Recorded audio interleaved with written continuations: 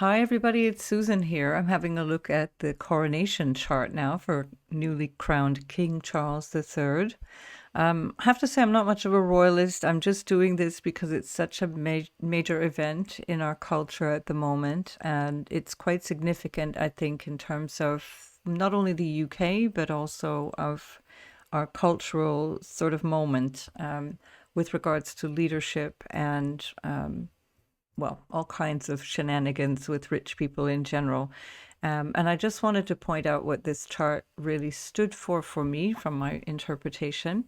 So this is neither an endorsement of royalty, and nor am I intending to slag off royalty. It's just really my perspective astrologically on what's going on. And most importantly, what I think now, especially when I look at the timed chart, because before I had an assumed time of 11, which didn't bring us the same quality of a chart that we have right now, which I think now in retrospect was a rookie mistake. I should have known that they would go for the peak noon time.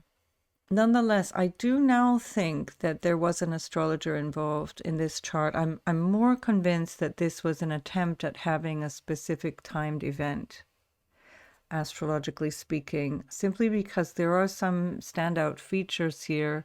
And I mean, it's a pretty dodgy moment in time. So it's not an easy time to find a perfect chart. There is no such thing as a perfect chart. So even in all horary astrology, all mundane astrology, where you're trying to accomplish something that responds to a moment in time that you're attempting to make something happen, it is not easy to find an ideal chart. There is no such thing as a perfect chart. And yet there are charts that are perfect for the event at hand, or for the individual at hand. And I think this one actually does an incredible job. So I'm now less skeptical. Let's say it this way. I still don't really like this chart for a number of reasons, but I'm less skeptical about it because I'm seeing now with a fresh perspective how this can actually be really beneficial to King Charles. Whether that means it's beneficial to the taxpayers of the United Kingdom is a different story, but certainly this is very good for King Charles in terms of his personal wealth, his personal growth, in terms of course, his status as a king. So let's start with the chart. We've got an ascendant in Leo. That ascendant in Leo is, of course, the ascendant of a king. Now, he already has this natally. We're going to look at his chart in a moment to see the transits and how that affects him. And that ascendant is ruled by the sun in the 10th house. So already right there, that's awesome. It's a really, really good sun. And I think that the reason that they wouldn't have done this chart, for example, with a Leo ascendant and a sun in Aries, which would have made it really a superb chart, because then that would be an exalted sun, is because that's not going to be in the 10th house of rulership, meaning rulers, not planetary rulership, but rulers, leaders. And that also would have been difficult to find the Leo ascendant at that particular time, I think.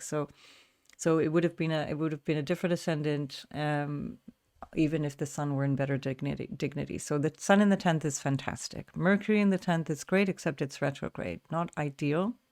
But again, as I said, it's difficult to find what you could describe as the ideal chart. So, okay, we have to, these are compromises. Again, I'm not 100% sure that there's an astrologer involved in this, but it looks like indeed there was a specific purpose behind this chart.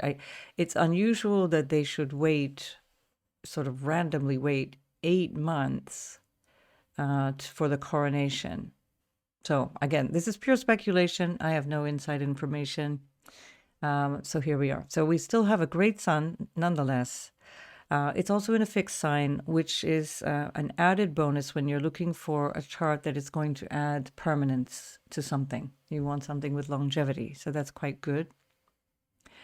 The ruler of the sun is not in any particular dignity, but she's at least, that's Venus, of course, in the 11th house. She's at least in a relatively good space. She's in the 11th house of the people, and that brings a shared social concern, a focus on social groups and future plans and social projects, progress for society. And he's certainly concerned with this. This is definitely something that he has been for decades already. Whether people agree with him or not is a different question. So that's already very good. And then that is also sextiling Jupiter in the ninth. Now, Jupiter in the ninth is fantastic in terms of the both good fortune, general good luck, but also what you could describe as the power behind the throne. So the ninth house is the counselors, all of the people who advise the king. And of course, having Jupiter there is quite good. They may not be using Eris. So I'm using Eris. So within less than 3 degrees, we have a conjunction between Jupiter and Eris is about discord. Eris is about turbulence and shaking things up in a way that points out hypocrisy, in a way that points out inconsistencies or frustrations, which suggests a number of things. It suggests that advisors are going to be perhaps squabbling amongst themselves, and it certainly suggests that the agenda or the goals and sense of purpose that King Charles would have may not attain its. He may not get what he wants because there's a frustration here that perhaps is the people who are supporting him that are blocking that. We'll look at Chiron as well. Chiron is in a trine to the ascendant. So this is actually a moment in his life. We'll see this in the comparison with his natal chart too, because of course this is his transits to his natal chart that we're looking at, of course.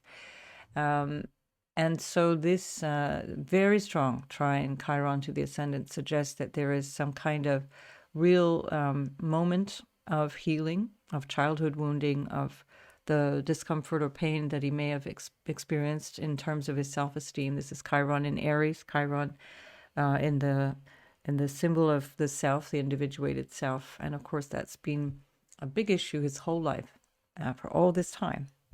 74 years of waiting to do your job, basically. Of course, he's been working all this time, but he's waiting to take the throne. And so this is an energy that comes up again and again, this Chiron mingling with other planets in his natal chart in a way that's quite poignant. We'll say poignant. One thing that is that I don't like is the moon, although it's in the fourth house where the moon in principle is the ruler in terms of the natural zodiac, but it's in Scorpio.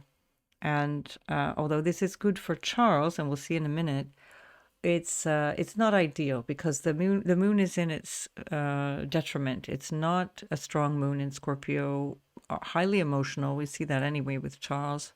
And this moon is, at the very least, it's in a mutual exchange with its ruler. So we've got Mars in Cancer, which of course is where the moon is normally at home, and then Mars ruling that moon in Scorpio.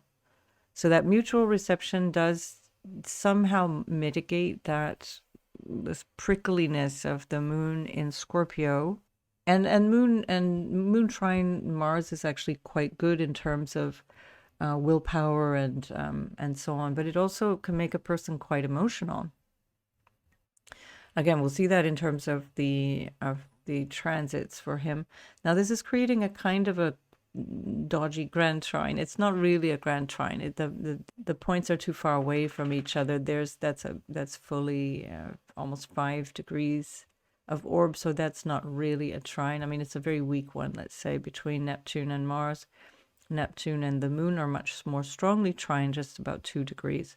So again, that's going to be something that will affect emotionally, perhaps have people in terms of if this were the chart of a collective event, which the coronation is. It's not just an individual event. It's a collective event. So moon trining Neptune, of course, makes people quite sentimental, perhaps not necessarily seeing clearly.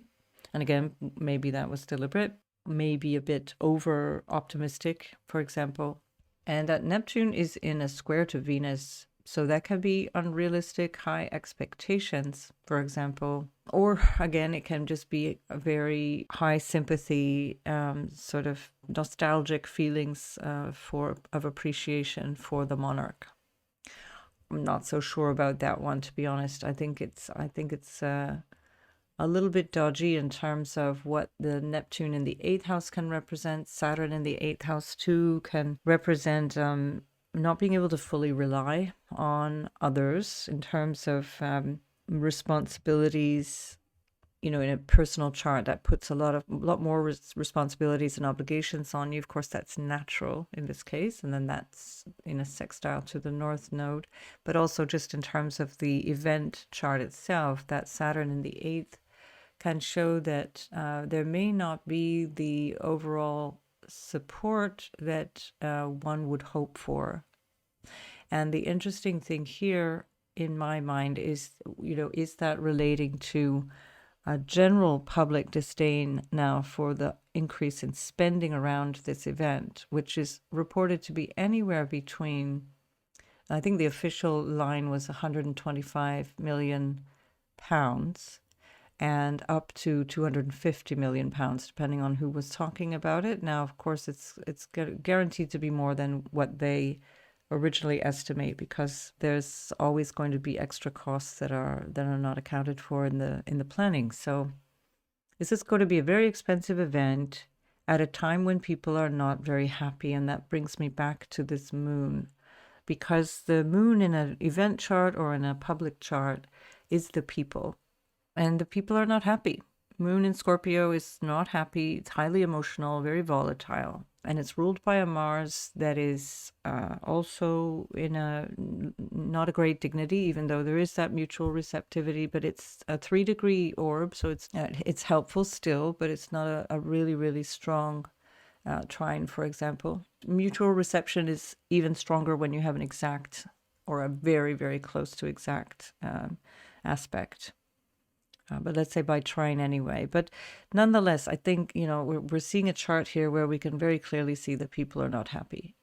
Mars in the 12th, this can show that there is a lack of connection or being out of touch with reality. On an individual level, it can be a person who's discontented with life or with reality, or things that are going on behind the scenes that are not necessarily above board, let's say. Same kind of thing with Neptune in the 8th.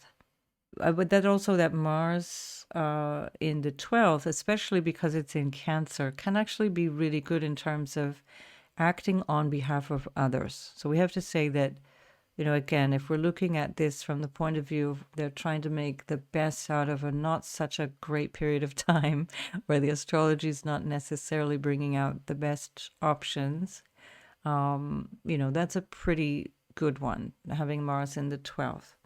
And of course, remember that from August right through the 25th of March or something, we had Mars in Gemini, Mars in the 11th house, which is another reason why I think they chose this later date. And again, why I think there's an astrologer involved, because Mars in the 11th house would have had danger in society, or at the very least, rebelliousness and a lot more violence or disruption with society. You don't want that. So Venus there in the 11th is much more harmonious from the point of view of a king. Now, from the point of view of the people, I still don't think that really solves the problem. Uranus is in the 10th as well. And so, of course, keeping in mind, Charles's chart almost mimics this chart. It's quite amazing in so many ways, but which we'll see in a minute. But Uranus in the 10th, of course, is a massive change of status. Uranus is conjunct within just over 3 degrees that Sun. And so this is obviously a big change of power. Change of career for Charles, which we'll see, but this is not his personal chart yet. This is still the event. And so this is a change of leadership, Uranus on the Sun. And it's a drastic change because Charles has already declared so many different things that he wants to change, at least he would hope to do, intends to do, compared to to previous monarchs. He's talking about wanting a slimmed down monarchy, whatever that means. And there's going to be disputes about this. And I wonder if that's this Eris and Jupiter conjunction here, because other royal people, Princess Anne, for example, recently had an interview where she said she couldn't imagine how it could possibly be slimmed down and still have the same outreach. So then I think maybe the question would be, does everybody really want the royals to reach out in the same way as before? I don't know. I'm not going to answer those questions. I'll leave it to you. So we also have Pluto in the 7th house. So Pluto in the 7th house, it's inevitable. These slow moving planets you can't sort of wait around for things to improve. You got to work with them. And again, they're not personal planets. These are transgenerational or collective planets. These are energies that apply to everyone. And again, so it looks like they were doing their best with something that is otherwise not ideal. But this Pluto is quite strong because it's actually impacting, of course, all of the relationships with the monarch as if we take the Leo ascendant as meaning the monarch, meaning the ruler, the sun is representing that, but the ascendant in Leo, let's say, is the embodiment of the monarchy as represented by the sun.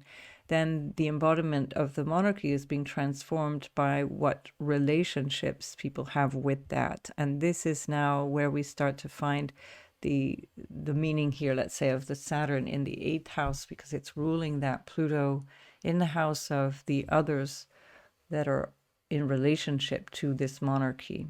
Aquarius always represents the hoi polloi, it's the people. So, of course, Leo is the king or the leader, the ruler, the president, depending on what sort of form of rulership a country has. And Aquarius is the people, and it's ruled by Saturn, and Saturn represents workers. Saturn represents people who do labor, who are working underneath someone.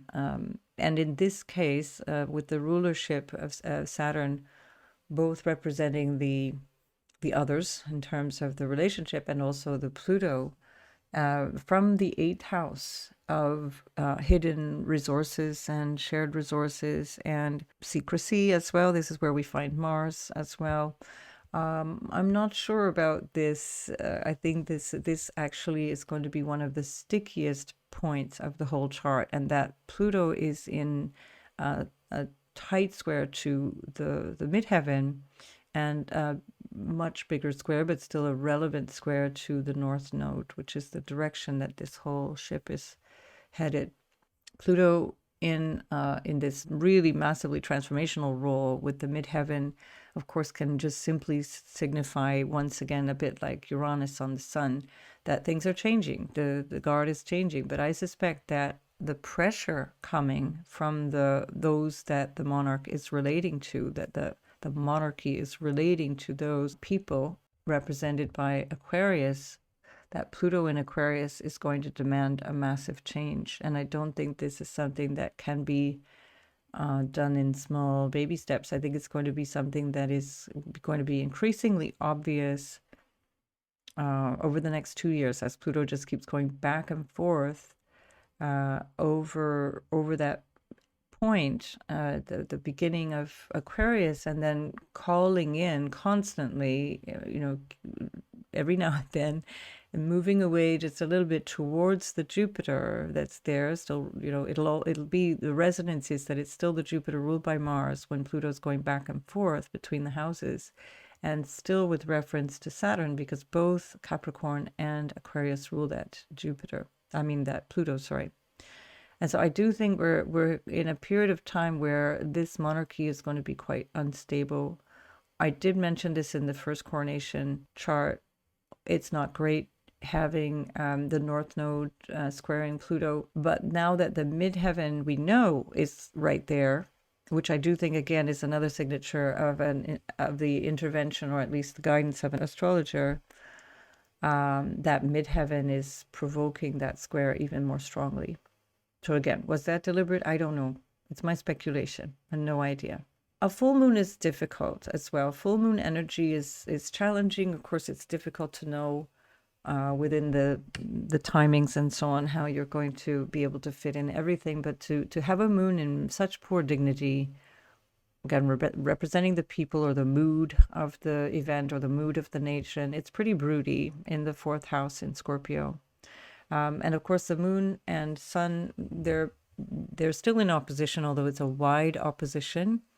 Probably a better thing that it's a wide opposition, because of course that literally means then the monarch is opposed to the people, and that opposition is not a good one in the sense that we're looking at the people again ruled by Mars. So I think they've done their best with a not so great energy, a current energy.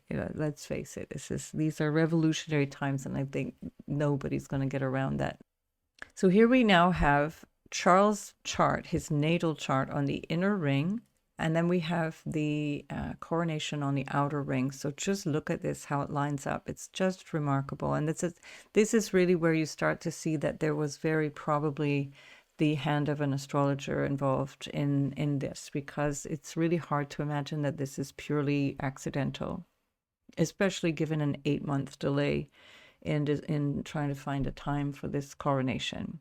They've been making these plans for literally decades. It's not like they just kind of went, oh, wow, we need a coronation. So it's not like they didn't know how to plan the thing. And so that was very likely to be possible within 2 or 3 months. But they chose this particular date. So some people have mentioned that this is solar Beltane as well. I don't know. That's a Wiccan thing. It's more of a modern pagan thing. It's not a traditional thing. Beltane is the 1st of May. That is the midpoint between the spring equinox and the summer solstice.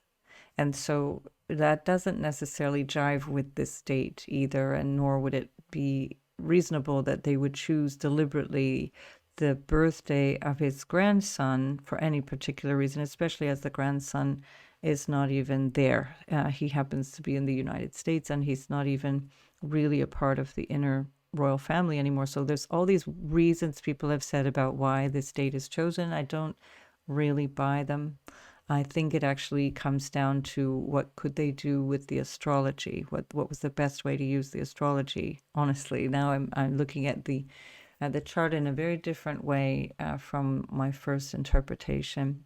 I mean, the chart, it still interprets the same way, but now I'm seeing it much more as a deliberate thing rather than a fluke. What it was that changed that is the specific time and what that did to the midheaven and to the ascendant. So really, it's almost a brilliant use of astrology, to be honest. Or it's either that, or it's just an incredible fluke of chance, which I doubt somehow.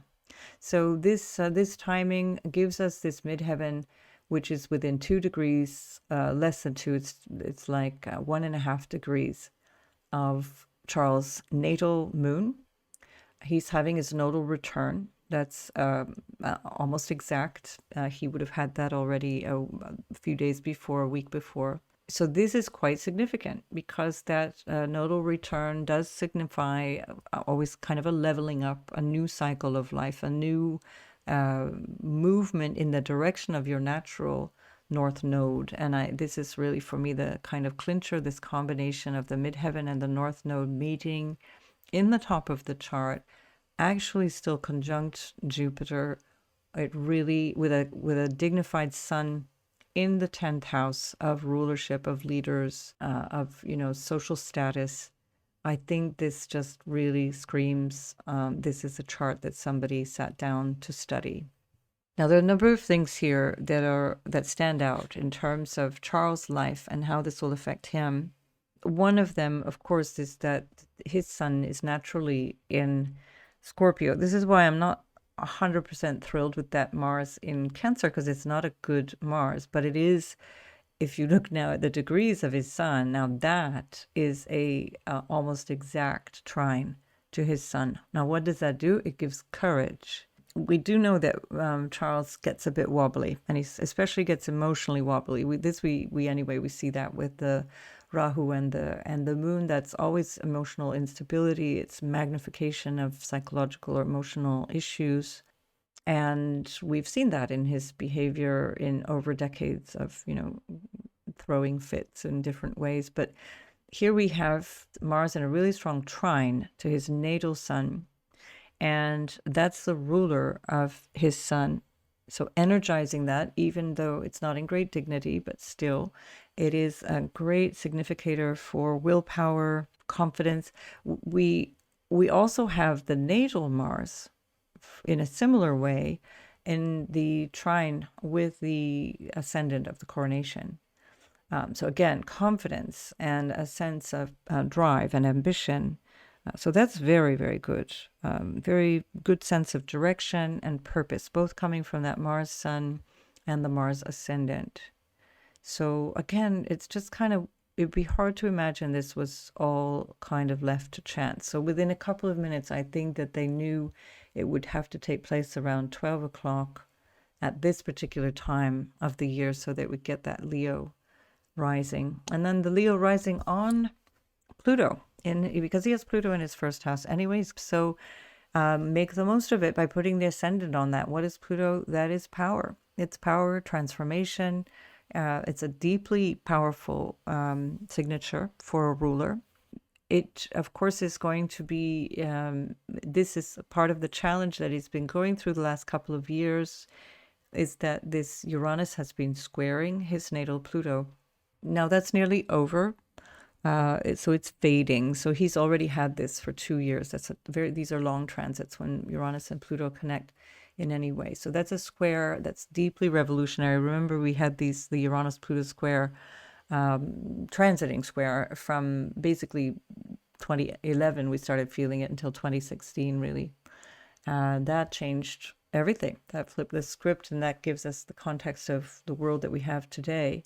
And so this is very, very powerful personal transformation. So of course, naturally, from the 10th house, Uranus changing your career, changing your social status, a complete shake-up in how you show up in the world. And that's the personal placement for him is Pluto in the first house, sun-ruled Leo Pluto. So certainly this describes that to a T. And again, I do believe that that is something that was chosen. So here we also have the Venus connection with his Uranus. Now that again is a very interesting thing. Makes the most of a very difficult chart. Jupiter is in sextile to that Uranus, as well as, of course, the Venus by transit. And then we have the Venus-Uranus in the 11th house. This suggests that people might change their opinion, or maybe this is the hope that people would change their opinion of him, their estimation of him. Certainly with Uranus in Gemini in the 11th, he has not always had very good public relations. He's not always had a very good support from 11th house social issues, social, connections with the masses, connections with people in general. And so that's very interesting, this Venus. Again, it makes me think there is something quite deliberate about all of this. We also have the ascendant, which is sextile the natal Venus, which he has in very good dignity. He's got a lovely Venus in its own sign, in her own sign in Libra, conjunct this Neptune. That's what makes him want all of his lovely romantic things that we unfortunately had to hear all about for so many years. And so that clouds his judgment around relationships, makes him want perhaps idealized relationships, makes it difficult to have a normal relationship with anybody. But nonetheless, on the day of your coronation, why not have the ascendant in sextile to your natal Venus? Because that is a wonderfully uplifting energy, makes you feel fantastic, makes you feel really, really good. The Venus is opposite is Jupiter. It's an opposition to Mars. It's a bit broad, 7 degrees. I'm going to say that's not really significant, but certainly the Venus in opposition to Jupiter is super energy, really good for beneficial connections with others. He has Jupiter in good dignity as well. It's in its own sign. Really good for contacts with others. Very uplifting for his personal faith. This Jupiter in Sagittarius very much to do with faith and religion and so on. And that opposition can also be good for social contacts of all kinds. So that Jupiter is supporting that Venus there, conjunct Uranus currently. in terms of how people see him. And so this, of course, is his natal opposition is the Uranus Jupiter, and that gives him a kind of a quirky outlook on his religion or on his worldview, on his life philosophy. This is also something that is known, but certainly it's very personally uplifting for him. Speaking in terms of how Charles is probably relating to this energy. Now, something that stands out here that is not used very often is a quintile from Pluto to his midheaven. I don't often bring them in because it's got to be within a degree or two. A quintile is it's considered to be a minor aspect. It means it's 1/5 of the chart, and that means it's a 72-degree orb, or you want to have either like 71 or 73 or 70 at the most, or 74 degree of orb. So here we have 73 basically ish. So 30 plus 30 plus 13, so roughly 73. Sorry, I'm counting from the wrong thing. I mean to be counting from the Pluto. So we have Pluto in a quintile from this midheaven. And that is really significant. It's a massive, abrupt change in your social role. What do you do? What's your status? What's your work? What's your job? What's your career? This is significant and visible transformation. Pluto at the earliest degree of Aquarius, right in the 7th house. And this is something that we can see. It's public, it's tangible. Pluto, when it hits these points like if Pluto is hitting the sun, for example, or aspecting the midheaven or the ascendant, that's very visible. Other people can tell what's going on. So that's really significant transit. And again, I mean, it's just either pure amazing dumb luck, or somebody really gave this a great deal of thought. And I have to think that that's probably the case. So I do think my initial response, thinking that somebody was crazy to choose this day, actually it makes the best use of this, the eclipse energy that came the day before. We see that the eclipse was at that 15-ish degree point the day before, and of course the moon has moved on almost 10 degrees by this time, but nonetheless it's making the best out of this energy. And then to have something like this that really stands out again, this aspect is these quintiles or biquintiles for that matter, when it's double that, so 144 degrees, they're supportive energies. Now, it's a bit weird when it's Pluto, so it makes it harder to predict what that would be like, but we can for sure see that there's going to be personal power involved. Pluto is power and transformation, of course. So this is really interesting that there's so much here that is in a real... just a really useful use of some otherwise pretty unstable energies in the chart. So Venus is applying to a sextile. She's soon enough sextile the moon, which is very good. Coming up to a sextile is always a rising energy of support, let's say. It's again minor support, but still it's helpful. It's superb for relationships, for example, and aesthetics as well. If anybody watched the ceremony, this is all about the song and dance. It's all about the show. So fantastic for just even how the person looks and how they feel. Venus moon aspects are usually in soft aspects, and in pleasant aspects are really, really good for feeling good about yourself, having a really good sense of everything, appearance and sensitivity. So very, very good in general. So we do have the sun, the transiting sun is squaring that Pluto. So we had the square from Uranus, and now the sun is applying to a square. So that's power. That's really serious power. It's, of course, another image of purpose and career change, control issues, control issues and conflicts, potentially.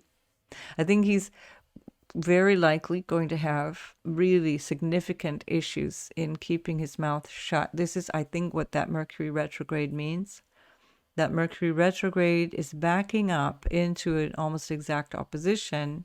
It will be opposing his Mercury in a couple of days before it's going to station at 5 degrees. So it's going to still be an orb when it stations direct. But Mercury retrograde and then the Sun squaring Pluto, Uranus squaring Pluto, I think he's going to have a really hard time keeping his opinions to himself. And even the fact that the moon, because the moon is our preferences, it's our opinions. The Venus is our desires. It's what we want. It's all the things that make us feel happy and satisfied in so many ways. And that moon is our opinions. It's our mind. It's what we think about things. It's how we feel and think about things. And that's in this trine to Mars, which can be problematic on a personal level for him because it's connecting that to the Sun. So him. And then all of this other disruption that is coming from this, the Mercury retrograde and so on. I do think he's going to have a really hard time swallowing his thoughts and not speaking them out loud. I think he might, this is maybe where the problem is going to be with his advisors. Everybody who wants the kind of inscrutable way that his mother was for all those decades, the old-fashioned way of not letting anybody know what you actually think. I'm not sure Charles is going to be up for it. I don't think he's going to be able to do that. And that's what people are saying anyway. They're worried. In fact, there's speculation that he's already overstepping his bounds.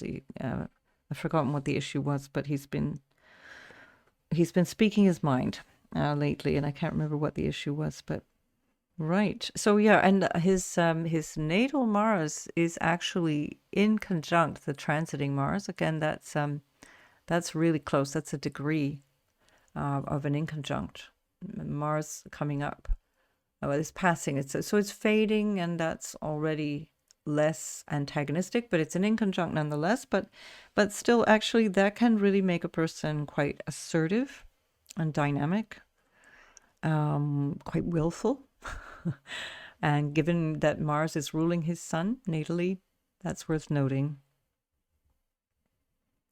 And then Saturn is in conjunct the ascendant. So here we have Saturn, which is in an almost exact, so again, a little bit separating because it's about a half a degree away, but it's an inconjunct to the ascendant. And that is a symbol of, much like the Saturn in the 8th, that is a symbol of the keenly felt obligations and duties and restrictions that he would have. Which of course is natural. That's what you get if you want to be the king. And that Saturn, of course, is ruled by Jupiter at the top of the chart on the midheaven.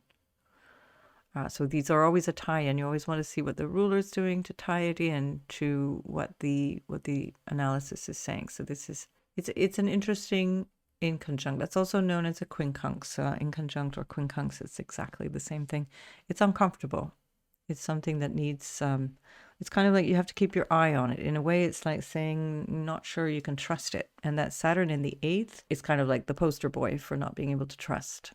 So this again, it's again this thing that makes me think that there's going to be some issues with his advisors. Remember, ninth house is the advisors, it's House of Lords, it's the counselors, it's the like privy counselors, it's the clergy. That would be the clergy as well.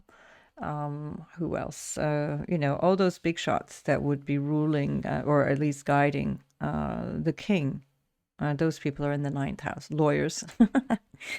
I don't know, maybe he needs to lawyer up. He might need to lawyer up because there's quite a lot of very interesting things being discovered lately, some secrets. Now, if we come to that, when we find Jupiter conjunct the North Node, it's going to come back to that midheaven point, and that will be at the last week of May, basically. So about 3 weeks from this coronation, Jupiter is going to be coming back to that midheaven point. And that could be something very interesting. Jupiter and Rahu are typically, well, Rahu is the enemy of Jupiter. Jupiter doesn't feel badly towards Rahu, but that is often a bit dodgy in the sense of this being in Taurus. That's about money. And so there could be something very interesting coming up, or some revelations or some incidences around finances, whether it be the price of the coronation and whether the taxpayer thinks they got good value for money, or this could also be about the crown and Charles' personal finances, which are, I mean, frankly, pretty outrageous. The royal family could have easily paid for this coronation without really noticing, and yet the taxpayer is paying for it in a time when the economy is particularly bad in the UK. Brexit has destroyed the British economy as much as the pandemic, and the combination of the two has really laid it low. And so these are not good times in the UK, and so this, I think, is going to backfire. Yeah, and so so it's interesting, the Pluto is squaring his moon, and so I think the moon representing obviously how he feels about things. I think that is going to be quite an emotional time for him. This is obviously the coronation in general, but this particular new role, because if you think of this as like day one of your new job, this is his transits for day one of his new job. So this is the new role. These are going to be emotional times, I think, for him. It's going to be a lot for him to deal with. And of course, if we think of the moon in the 10th house, there's a lot of ups and downs. When the moon is in the 10th house, it's very difficult to sustain ambition or a leadership role.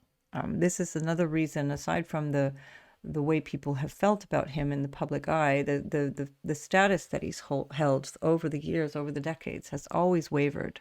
It's never been constant. It's never been either like total hate or total love. There's a lot of wavering in success, and so I do think that also that Pluto moon is going to be a really big deal. Can be even an emotional crisis for him, or a psychological one, especially with Rahu there.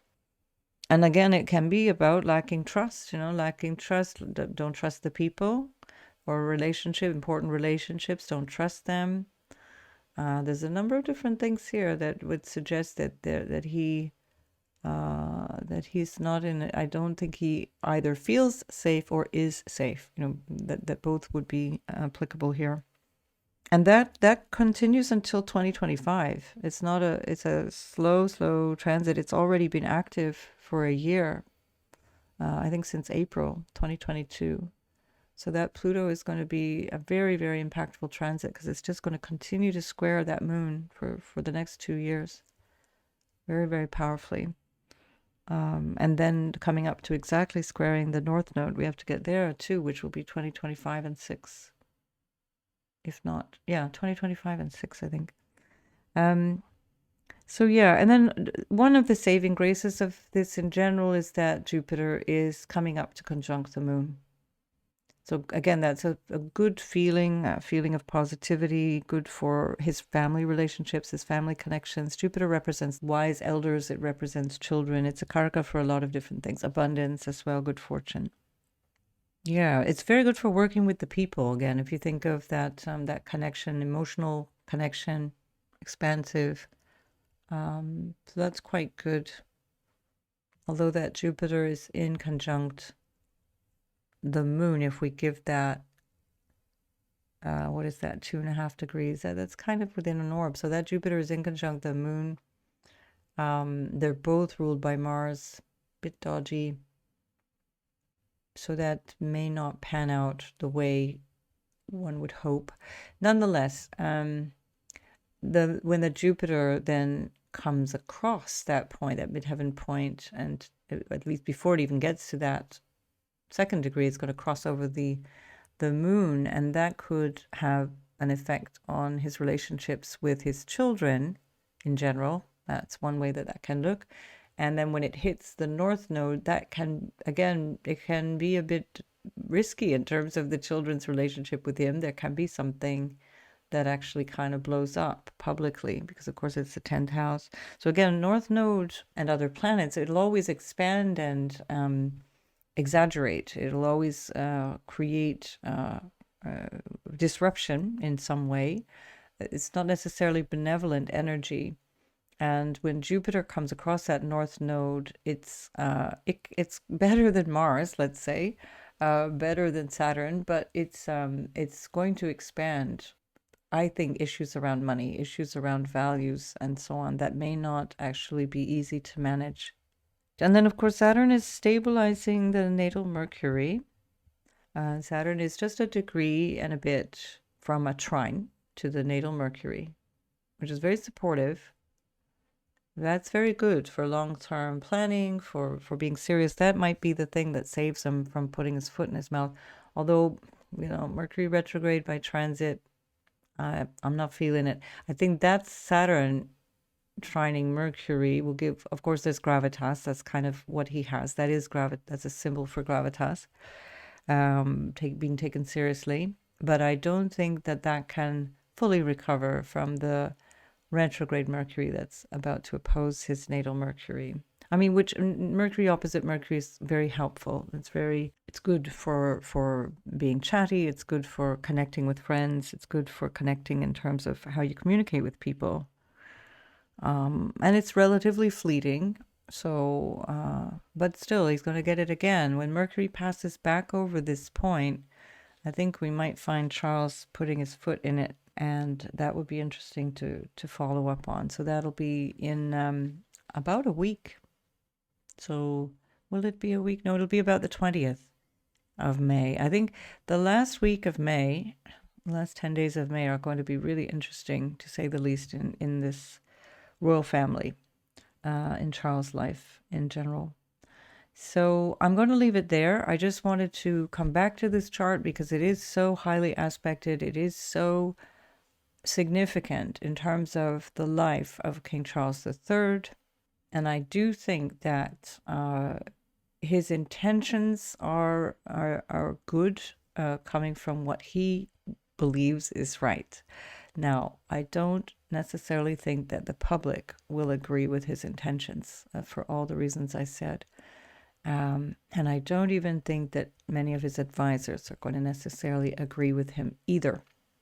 So he may not be able to accomplish all of his goals despite having this incredible son. So he'll certainly get his recognition, but whether he gets his way is a different story. I would love to hear your comments, and let me know what I've forgotten, because no doubt there's something that I've missed or something that I didn't pick up on in some way here. So please do let me know, and keep it astrological. Please don't make it political arguments. If you could make your political arguments backed with astrology, it'd be even more interesting. But that's what I'm here for. I'm not trying to polarize debate. I have nothing personal against these people, but I wouldn't mind if the institution were utterly transformed, because I don't think in 2023 that it's really relevant. And I think that might be what our friend Pluto is going to be doing. But time will tell. I can't be 100% sure until we see things evolving. So thanks for watching to this point, and I will see you in the next video.